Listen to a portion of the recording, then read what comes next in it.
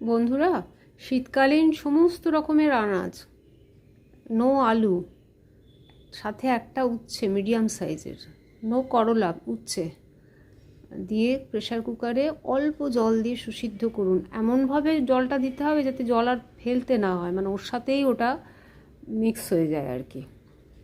এবার সেটা বার করে সুন্দর করে হাতে করে চটকে মাখুন। হাতে করে মাখলেই ভালো, মিক্সিতে দিতে হবে না। এবং তাতে মরিচ গুঁড়ো, পাতিলেবুর রস, বিট নুন, আর কিচ্ছু দেওয়ার দরকার নেই, কোনো তেল কিচ্ছু দেওয়ার দরকার নেই। ছোট্ট ছোট্ট বড়ি একরকম মার্কেটে পাওয়া যায়, সেগুলো ছাঁকা তেলে ভেজে তেলটা একদম যতটা সম্ভব ছড়িয়ে ন্যাপকিনে রেখে অনেকক্ষণ মুড়ে সেই বড়ি খুব ছোট্ট সাইজের সেইগুলো ওপর দিয়ে ছড়িয়ে দিন, দিয়ে শুধুমাত্র ভাত দিয়ে একদিন ওইটাই খান, ভীষণ ভালো।